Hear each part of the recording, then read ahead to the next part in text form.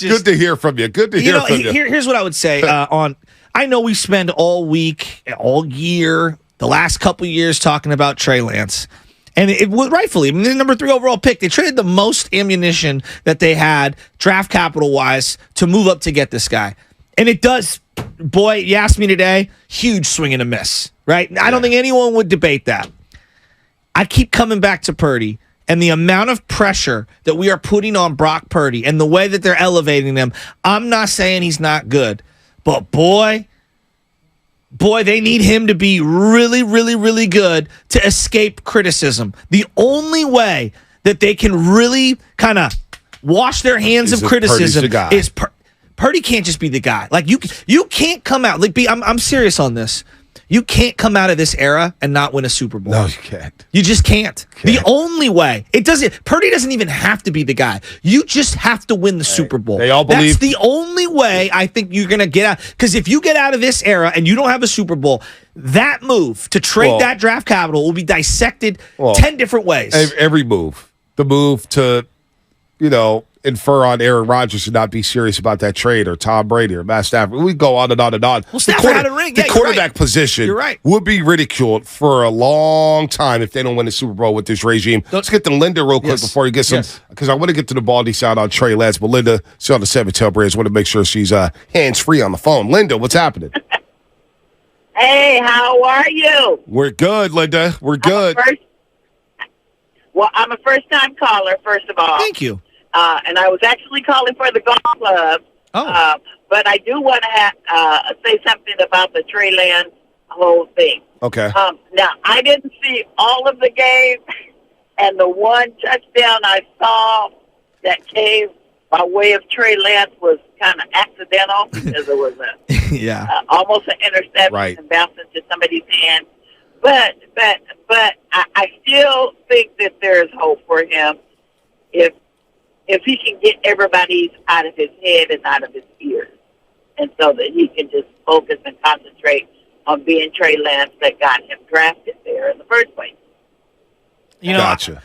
As someone who sounds like you have good perspective, doesn't it feel like the poor guy just needs a big hug? I mean, like, I know that sounds stupid. I mean, no, come on. I feel a guy trying to prove everything on every play. Franken Dixon? I mean, come on, man. I know, I'm just being real. Come on. Poor guy looks like he needs a hug. Come on, man. He's going to be all right. He's going to be all right. I'm talking about for his playing career. His playing career. And I mean more metaphorically. It's not like a real hug. I know what you're saying. I'm not trying to be a weirdo. Come on. Go ahead, Linda. So, that's all I wanted to say. But on the golf club things, I do have a son who is a lefty who can use those clubs. He's learning how to golf. He's not a kid, but he is my kid. Okay. So I just wanted to put my name in that pool. All right, put your name in the hat. Put your name in the hat. We'll get your information because I saw a text here, Linda, and it's no disrespect because we only have one set of clubs, and I'm sure you son will lose them. We'll use them and not sell them. The 408, James Osorio. 408 Xfinity Mobile text line. Bach, I heard you wanted to give away the clubs. I work as a PE teacher at a Title I low-income charter school in Redwood City. Okay. Our resident substitute teacher teaches golf to kids who would never have the opportunity to get involved with golf otherwise. He has organized field trips to driving range and works to get students into youth golf programs, and I'm sure could find a deserving home for your old set. Appreciate the consideration. Now, Linda, I love your son, but if we could get these golf clubs to a youth program to where multiple kids could use them, low-income housing, that's where I come from. It's tough to not give those clubs to James Osorio. Yeah. No disrespect, Linda. I appreciate the call. But, James, I think you may have a set. So let's get his information off that text line to charter school in Redwood City, low-income charter school in Redwood City. I think that's a home for it. Yeah, youth program. I'm with you. It's right up my alley. I like it. I like it a lot. I like it a lot. Thanks for the call, though, Linda. Appreciate it. I'm sure your son. We'll take your son out to golf with us one day. As I've been marinating on just everything that's going on right now, there is this sense, and I see it a lot, on the text line, and I'm not saying it's everybody. I just get this general sense from sports fans that they think that just because you got money or draft status or that you've reached what many would deem to be the pinnacle of sports, meaning you're in the professional sports, you're a top 5 pick or whatever, like you're insulated from feeling down on yourself. And everyone's buck up, you got to be harder. And I get all that. Wouldn't we all agree? Sports is very psychological. Oh, it is. It stinks. It stinks. You're knowing that 2 years ago, you were the guy. When you walked to Levi Stadium off that helicopter, it said Trey Lance everywhere, number 5 jerseys. And then you get 2 jabronis like us who, after one of your first training camp practices, lit it up. And we're saying, this is the guy. Yeah, we crowned him. We thought we had the guy for the next 6 to 7 years. But so did they. Like, so did the coach. So did the coaches. So did the players. So did everybody. But here's what I would say, B. And, like, I just, in general, I follow a lot of recruiting channels and stuff for baseball, football, like all these different people. And the number one thing that they say is like, I don't want you to like teach the guy how to pivot or this.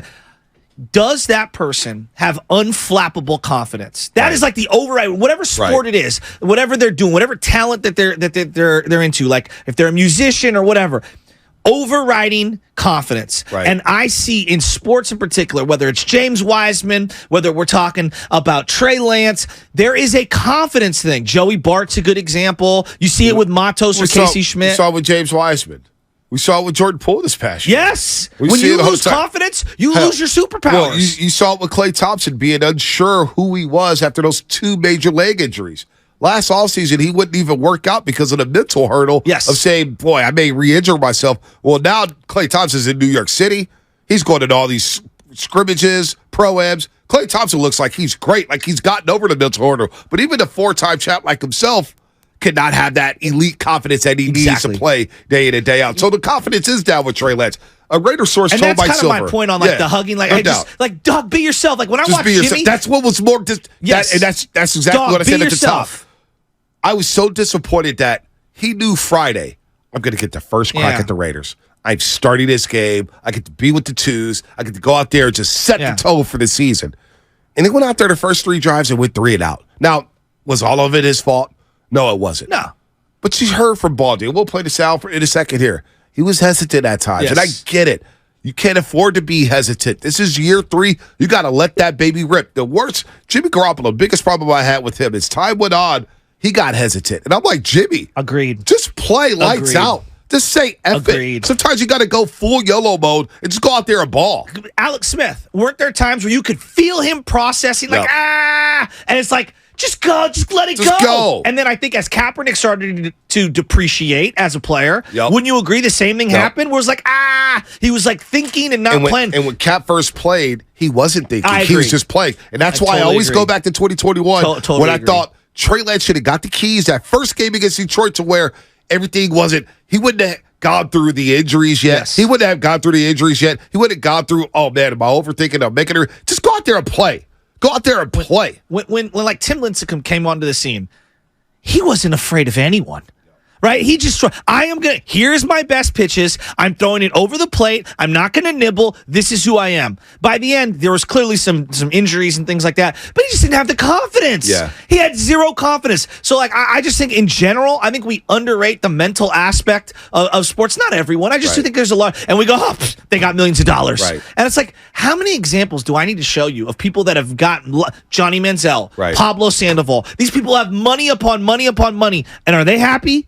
Are they performing at their utmost? Now, money is an element that can help happiness, but that doesn't mean that you're going to play with all the confidence in the world. Derek Carr is a great example. Derek Carr broke his leg.